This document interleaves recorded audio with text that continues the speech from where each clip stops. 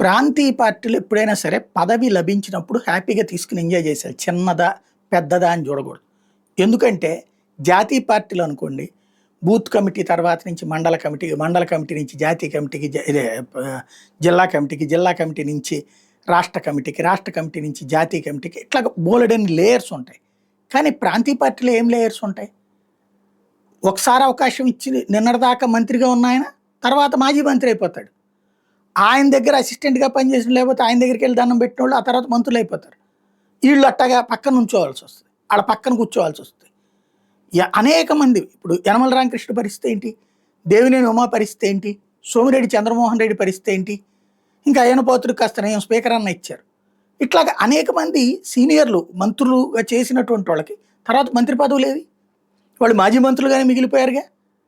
అదే సందర్భంలో వాళ్ళ జిల్లాకి సంబంధించినటువంటి కొత్త వాళ్ళు మంత్రులుగా ఉంటాయి, వాళ్ళ పక్కన ఇళ్ళెళ్ళి నుంచోవాల్సి వస్తుంది కదా, లేదా అసలు బయటికి కనిపించడం మానేశారు కదా. ఇదంతా ఎందుకు చెబుతున్నా అంటే, ఇప్పుడు ఆయన ఎవరు పాలకొల్లుకి సంబంధించినటువంటి రామ్మోహన్కి ఏదో పదవి ఇచ్చారట. ఆయన ఇంతకుముందు ఎమ్మెల్సీగా ప్రభుత్వ విప్పుగా కూడా చేశారట, ఏదో నామినేటెడ్ పదవి ఇచ్చారట. నాకు ఈ పదవి వద్దని చెప్పి చంద్రబాబు గారికి ఏకంగా లేఖ రాశారు.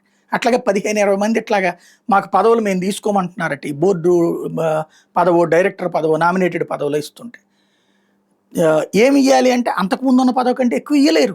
అవకాశాలు కుదరవు, కొత్త వాళ్ళకి అవకాశాలు ఇవ్వాలి. చిన్నదా పెద్దదా అని కాకుండా ప్రభుత్వం అధికారంలో ఉన్నప్పుడు ఏ పదవిస్తే అది తీసుకుని దాన్ని ఆస్వాదించడం అనేటటువంటిది తెలివైన పని. అలా కాకపోతే వృధాగా చేసుకున్నట్టే.